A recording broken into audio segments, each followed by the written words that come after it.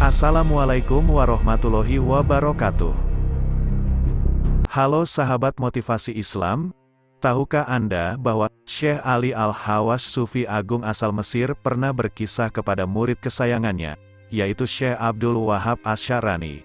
Ia punya tetangga lelaki sukses yang sedang menapaki karir sebagai hakim negara.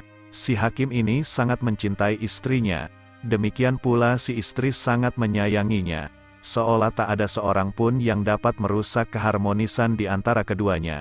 Sampai akhirnya datang nenek tua renta ke rumah pasangan itu dan tinggal di sana. Sosok nenek tua renta lengkap dengan atribut kesolehan, membawa tasbih dan sajadah selayaknya ahli ibadah, tampak khusyuk dalam kesehariannya.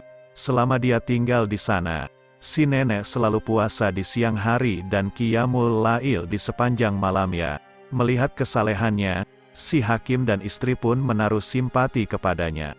Tak hanya simpati, bahkan mereka pun menjadi sangat senang kepadanya. Hari-hari berikutnya, si hakim sering menginap di luar, yaitu di tempat seseorang yang diyakininya merupakan orang saleh semacam wali.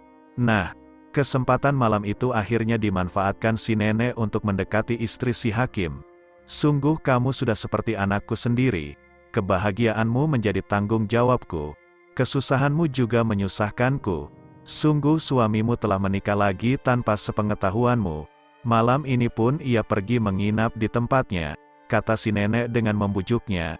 "Maksudku begini, ambillah pisau dan potonglah sebagian jenggotnya yang dekat dengan bagian atas dadanya, nanti biar kujadikan sarana agar ia menceraikan istri barunya dan agar tidak akan menikah lagi dengan wanita lain selamanya," lanjut si nenek secara sangat meyakinkan. Di waktu lain tanpa sepengetahuan si istri, si nenek mendekati si suami. "Tuanku, Anda sangat berjasa kepadaku. Apa yang menyusahkanmu juga menyusahkanku. Sungguh malam ini istrimu punya rencana jahat akan memenggal lehermu agar bisa menikah dengan lelaki lain. Bila Anda tak mempercayai ucapanku, silakan pura-pura tidur dan pejamkan kedua matamu. Pura-pura mengoroklah dan lihatlah apa yang akan dilakukan istrimu," ujarnya menghasut suami malang itu. Benar saja, si suami atau si hakim itu pun mengiyakannya. Ia pura-pura tidur dan melirik gerak-gerik istrinya secara sembunyi-sembunyi tanpa disadari oleh si istri. Ia lihat si istri menghampirinya dengan membawa pisau, memasukkan tangan guna mengangkat jenggot panjangnya dari atas dada, dan memasukkan pisau ke sana. Menjeritlah si suami penuh kekagetan dan secepat kilat menyambar palu besar di sisinya. Ia pukul istrinya dengan palu besar itu tepat di bawah telinganya, hingga tewas seketika. Setelah mendengar tragedi memilukan itu, keluarga si istri akhirnya datang beramai-ramai dan menyeret si suami kepada penguasa setempat, yang kemudian menghukumnya dengan hukuman mati seketika itu juga. Lalu bagaimana kisah si nenek jahat itu? Ia pun mengeloyor pergi sambil berucap, "Subhanallah, Subhanallah." Lalu siapakah sebenarnya nenek jahat itu? Meskipun secara lahiriah tampak seperti ahli ibadah, ia adalah nenek malang yang terkuasai oleh iblis untuk menghancurkan rumah tangga orang. Demikian penjelasan Syekh Abdul Wahab Asy-Syarani. Seiring sabda Nabi Muhammad, sungguh iblis meletakkan kursi singgasananya di atas air lautan. Lalu ia utus pasukannya untuk menggoda manusia. Yang paling dekat dengannya adalah yang paling besar fitnahnya. Salah satunya datang menghadap dan berkata, "Aku telah melakukan ini itu." Iblis menjawab, "Kamu belum melakukan apapun." Nabi bersabda. Lalu datang yang lainnya dan berkata, "Aku tidak meninggalkan manusia hingga aku pisahkan antara dia dan istrinya."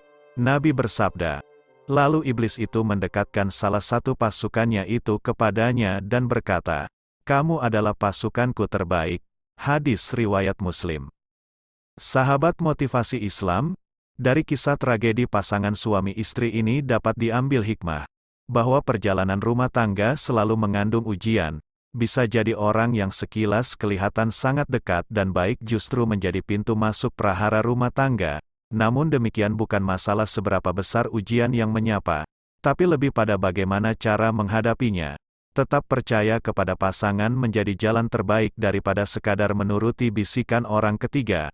Meskipun tampaknya baik dan dapat dipercaya, Itulah kisah nenek ahli ibadah yang menghancurkan rumah tangga orang lain. Semoga kisah ini bermanfaat bagi kita semua. Amin. Wassalamualaikum warahmatullahi wabarakatuh.